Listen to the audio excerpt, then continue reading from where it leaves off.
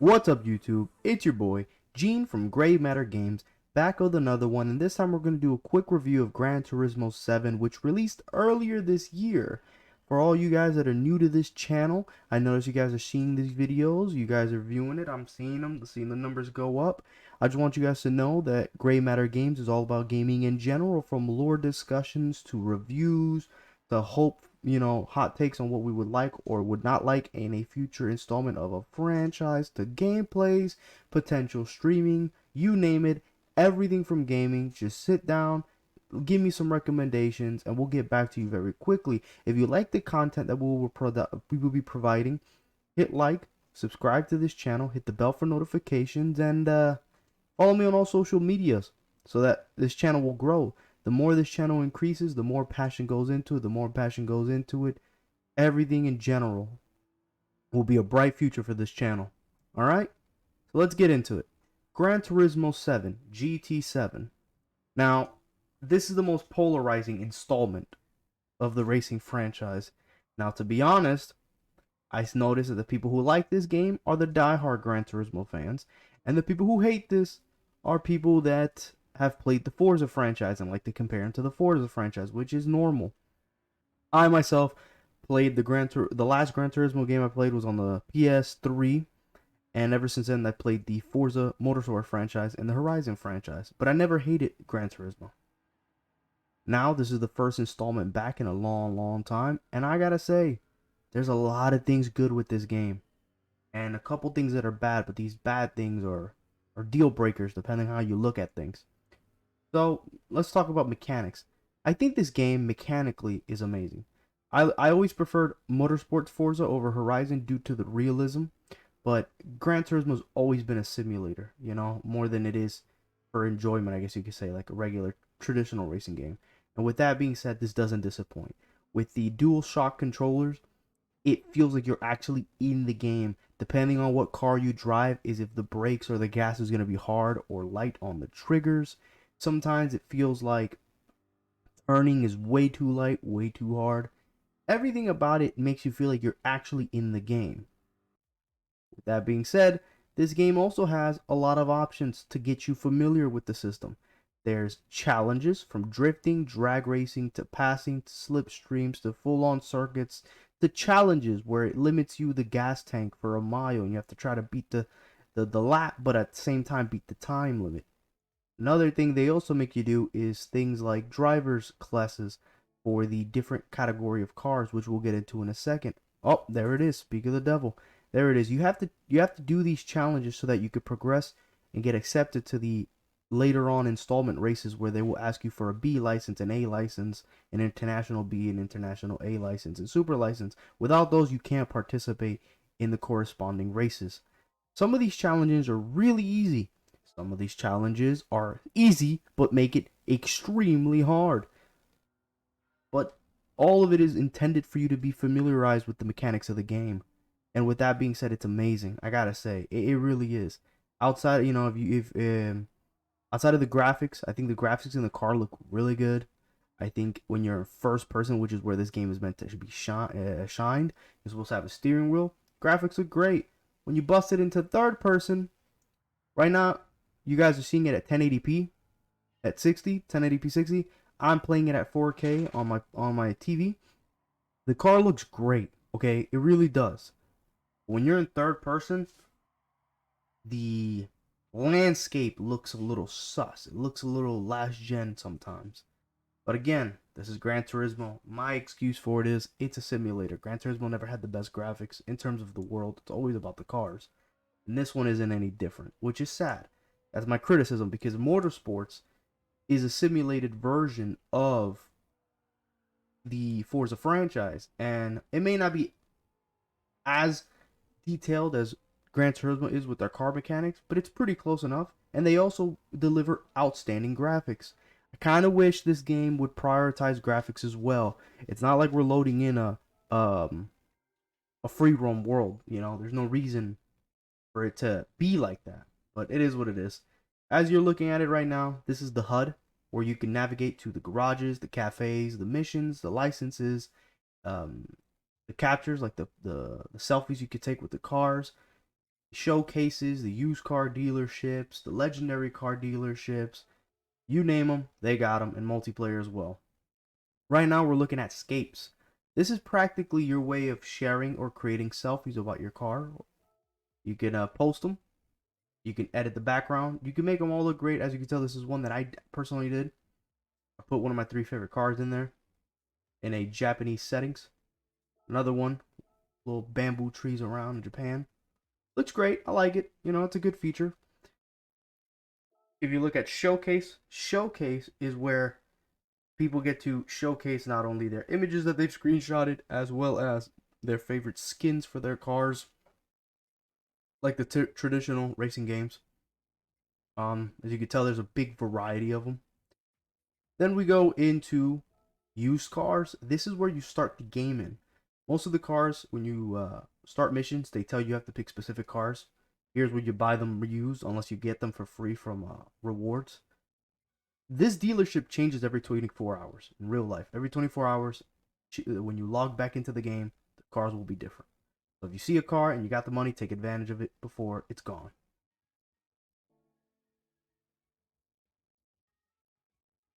Next, we're going to go into garage. In the garage, it's the garage where you store all your, important cars. You also earn gifts, also parts, and you could adjust the car. You can go into super details on all the parts that you put into the car. Here's where you start to tune them. They also demonstrate how the car sounds. Right now, I'm going to show you a couple cars. You're going to look at them and you're going to hear how they sound.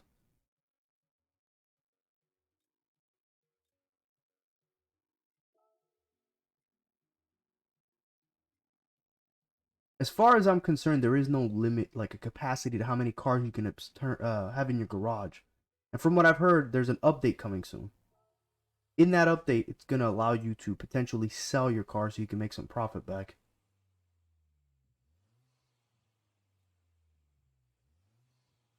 The attention that goes into this game for the cars, it's amazing. It really is. And there's ray tracing in the garage, which I kind of wish ray tracing was in the actual in-game. I hope it updates so that they can add it.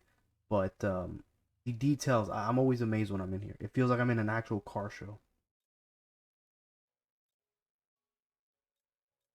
Oh, the Evo, my favorite car.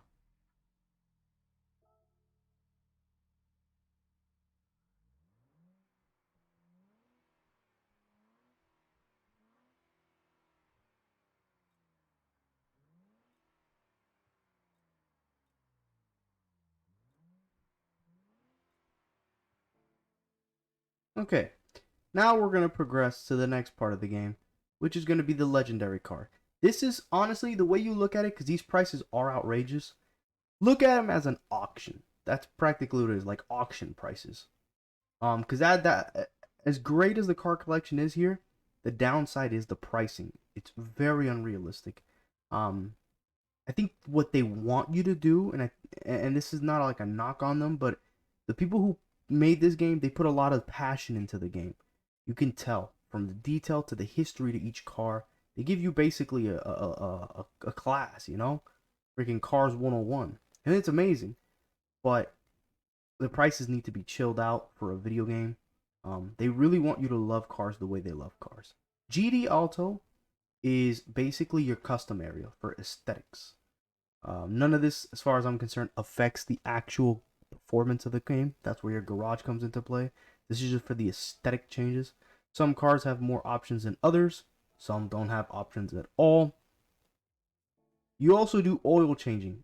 Maintenance in this game is very, very important. You'll see that after we customize our avatar, there's going to be a section where you have to wash the car, oil change, stuff like that.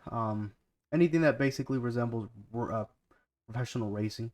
Also, the variety of rims, that they have is remarkably large. I will say that.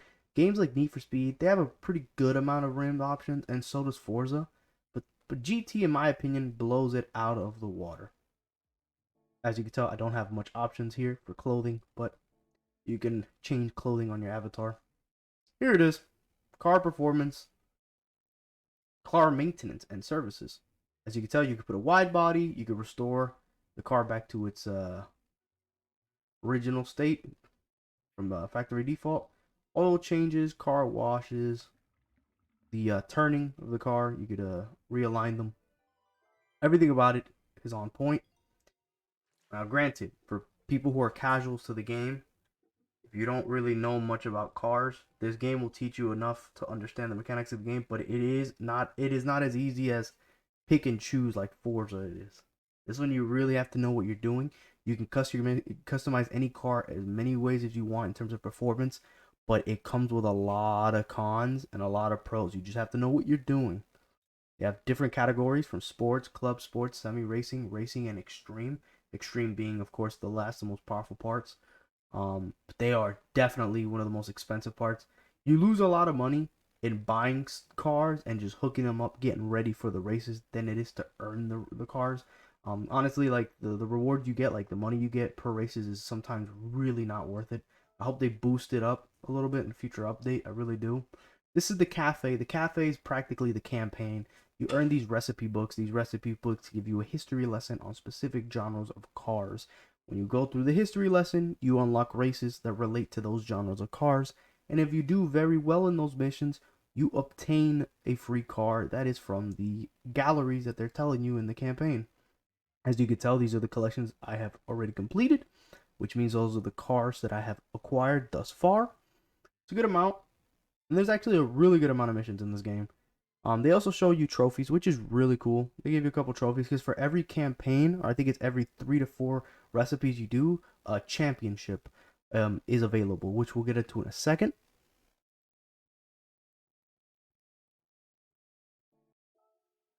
That's the world map where you get to see all the tracks and all the missions that are going to be popping up while you progress through the campaign. My favorite ones are the Asian ones. The track design is actually very, very good. And the second ones are the European ones. The American ones, like, they're not that good because I feel like the maps are way too basic. I don't know, almost like NASCAR level. You got really complicated challenges. The one with the peppers mean like the level of difficulties. So the ones without the peppers are just regular campaigns, while the other ones are just straight challenges. Also, as you can tell, there's restrictions to these races. You have to make sure your car matches those requirements before entering any race. If you don't have any car, then you won't be allowed to enter.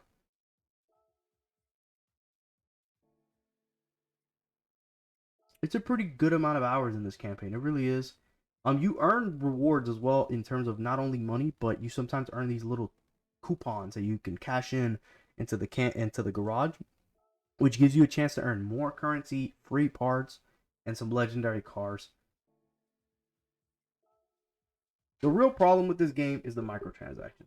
Microtransaction needs to be changed. I mean, these cars are way too expensive, so you need to pay actual cash to acquire these cars.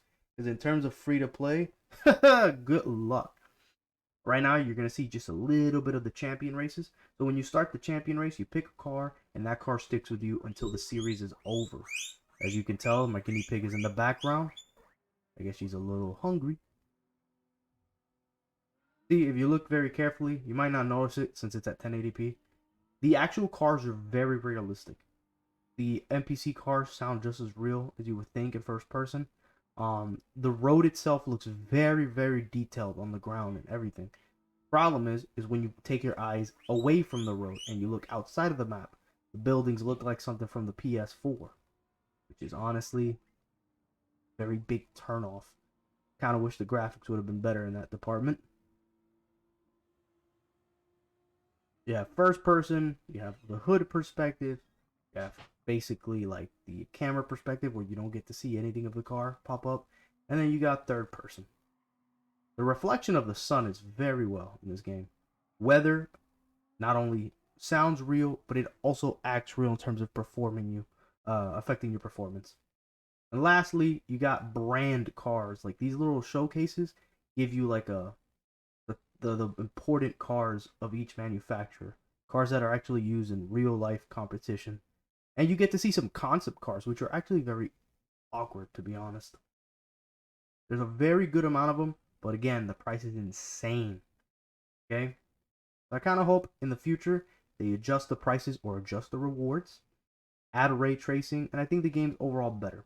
If you're a casual racing, don't buy this game. It is really for diehards who know about their cars and understand what they're getting themselves into. This is a simulation, not a regular fun racing game.